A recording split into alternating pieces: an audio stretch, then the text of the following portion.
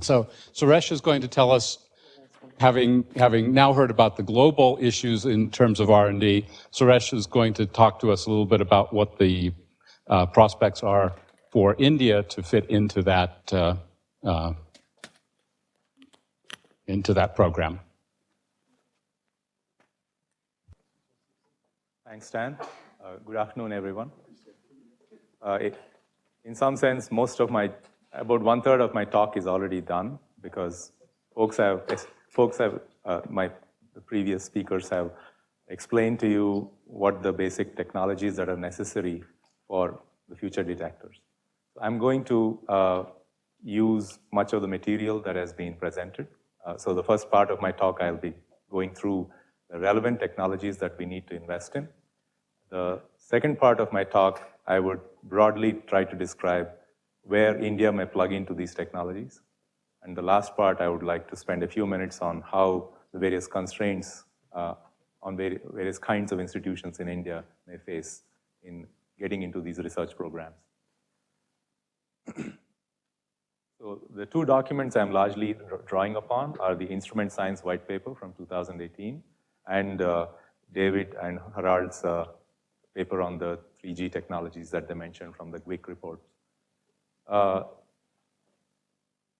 So we have already heard that some of the technology that is required for the present roadmap of instrument science, which is going up to A+ and beyond, is increase in mirror mass, silicon cryogenic suspensions, which are cryogenic in the sense of going to 123 and 10K, suspensions which can support large mirrors with lower suspension resonance modes, Newtonian noise subtraction using seismometer arrays and active feed-forward, high-power lasers in all the 3 frequency bands, wavelength bands, 1064 nanometers, sorry, I got 4 wrong, 1550 nanometers, 2000 nanometers, at least 100 to 200 watts in power.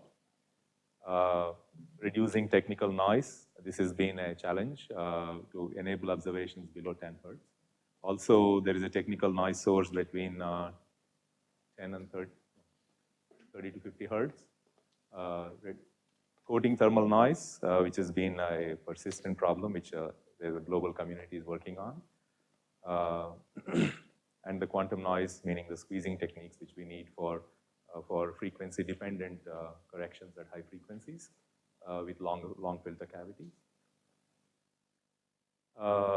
Now, India is in somewhat of a unique position that we are building our facilities just now, and this particular slide is important for that.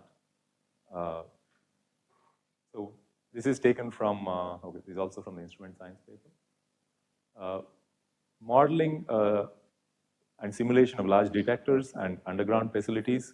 So this is talking about facilities rather than the detector itself.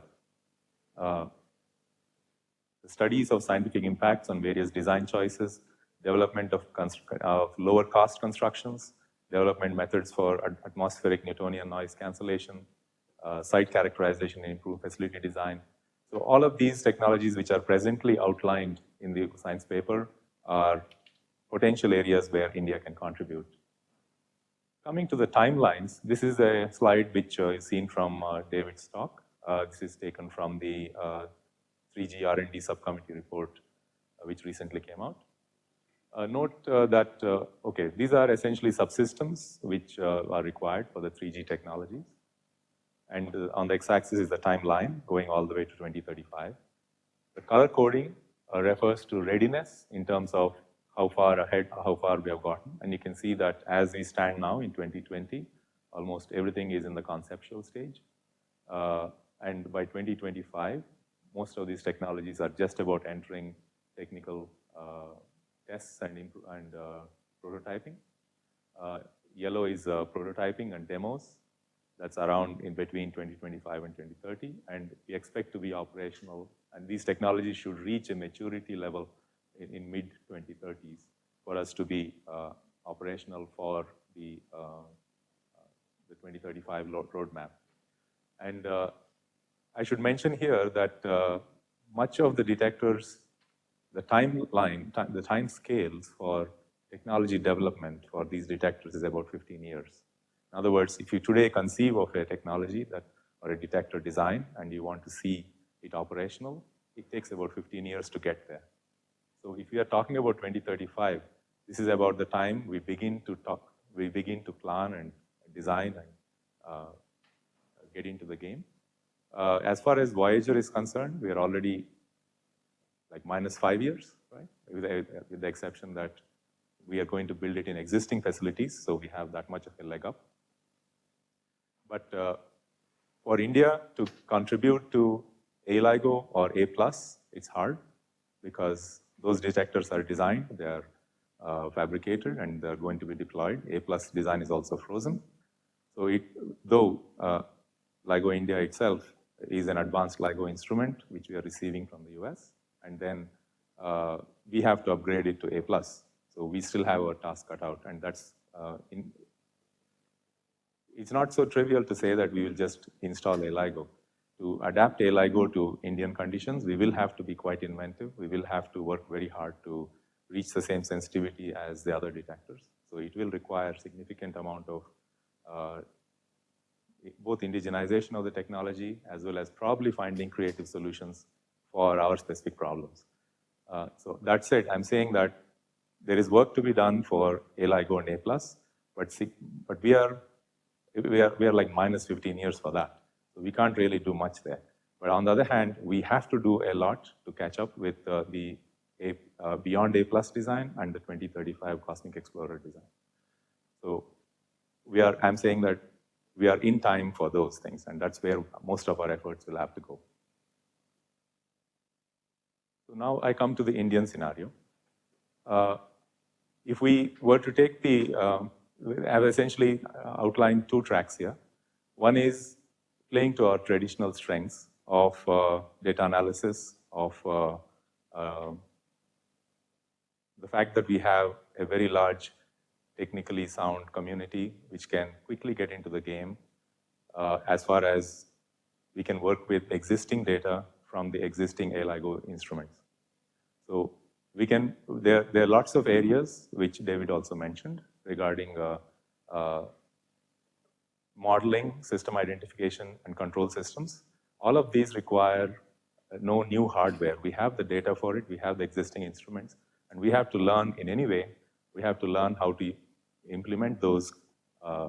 We have to learn to operate advanced LIGO, and this is work which is directly in our path.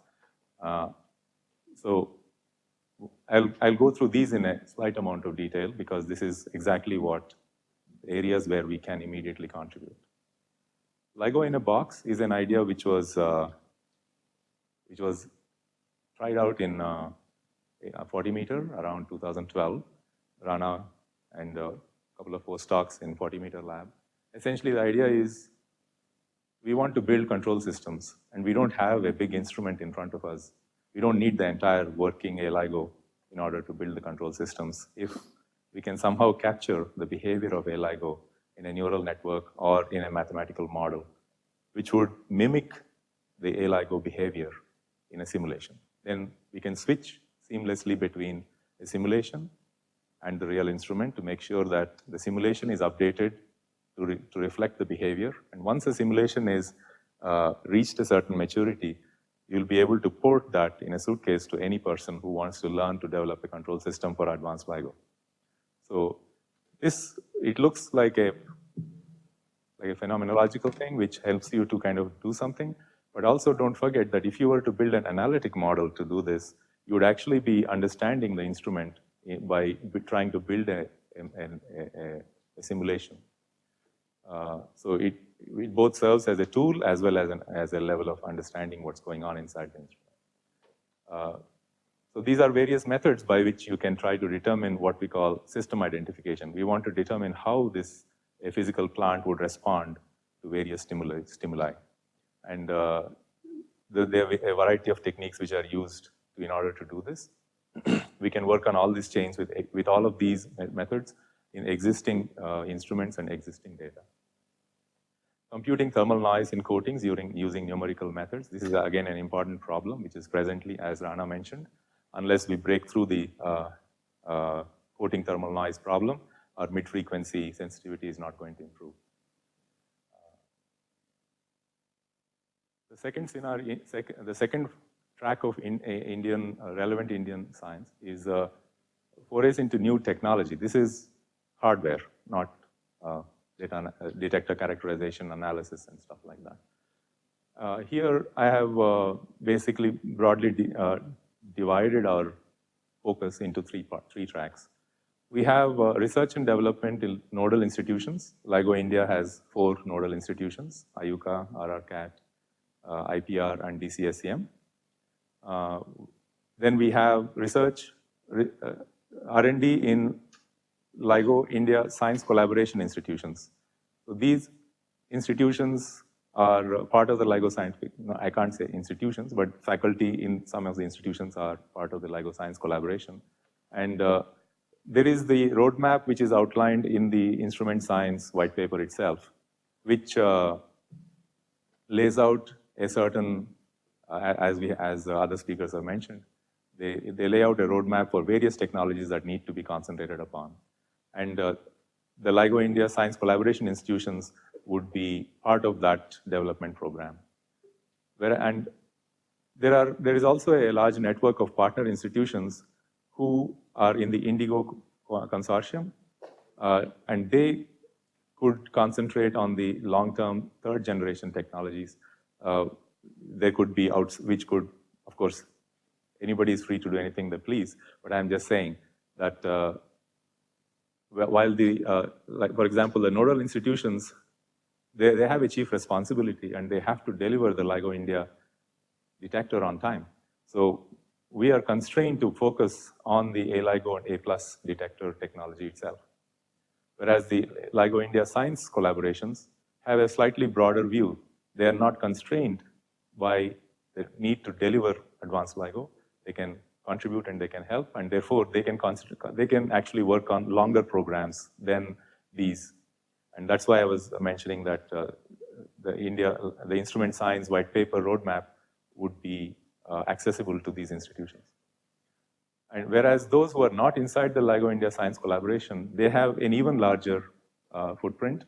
They could concentrate on anything which can eventually contribute to different interferometer configurations, different technology. They can bring in methodologies and technologies from other fields, and they can gradually work towards including those into a white paper for the future roadmaps. So these could be from the atom interferometry community, high precision metrology, high energy physics, solid state physics. All of them have useful technologies that we have not yet tapped. And certainly we should invite them to participate in the challenges which lie ahead of us.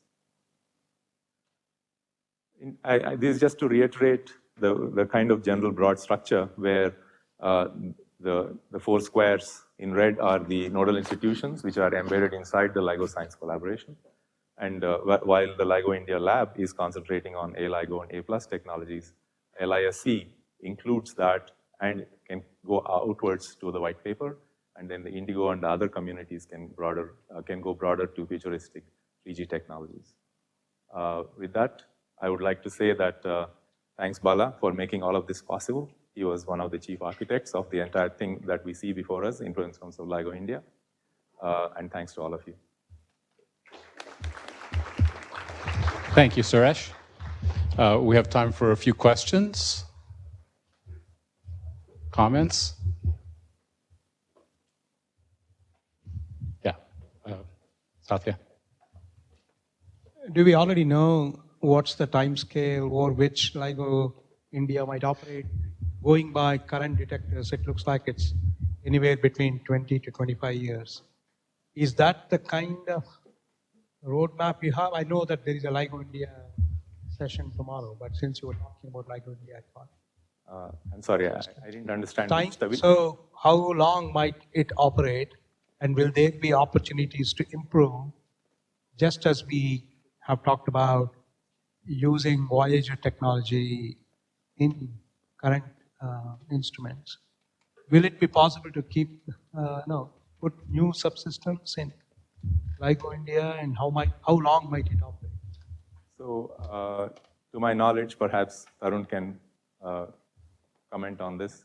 To my knowledge, LIGO India is a project to bring LIGO, advanced LIGO into operation with the upgrade of A+. Operations and maintenance is a separate proposal which we have yet to write and which we have yet to support, which we have to seek support from the government from. Beyond that, I don't have it. Perhaps Fred has it. So the MOU signed between DAE and the NSF commits India to operating 10 years past the beginning of observations. And the plan is that, for business reasons and legal reasons, the sites will operate differently, but it will operate as a single technical management. And so we're already moving that. So people who are part of LIGO India are now part of the LIGO lab. There are Indian seats on the LIGO oversight committees, so that the technical management is to do whatever we do. So all three of those. So does it allow improvement of the detector over those 10-year period? Yes. I think Ajith would like to say something. So we have Ajith up there. So generally these projects in India are treated as long-term projects. Okay, so long as it remains technically justifiable to keep operating them, I would not imagine that there'll be any difficulty in doing so. Right, so if you say that it begins in 2025 and the first MOU takes us to 10 years after that, another 10 years should not be difficult at all, because everything will be in place. Right, and during that period, and though it is too early to talk about it now to the government, so as we come towards the end of the construction phase, we could begin to talk about serious investment in R&D. And that's what I think. Right, but there could be... Yes. Yes. And of course, this will depend upon what the US detectors do. If they stop and then we find that it's not technically justifiable to keep operating this, there will be some move against it. But on the whole, we talk about long-term operations of facilities. So taking my cue from there, if we were to indeed think of an upgrade to LIGO India, it is time we begin to think about that right away, because it will take 10 years to put that technology in place, to put the design in place, then do the fabrication and be ready to install in, say, 2030, or 5 years of 2030 to 2035. I've forgotten the details, but I believe that there is some component of funding available for that kind of a research, even in the LIGO India proposal. Yes, the LIGO India proposal has a component for HRD, which is essentially for encouraging research into gravitational wave technology and the gravitational wave community. Part of that could be harnessed for this kind of technology development for, let's say, LIGO India Plus at some point. Arun has.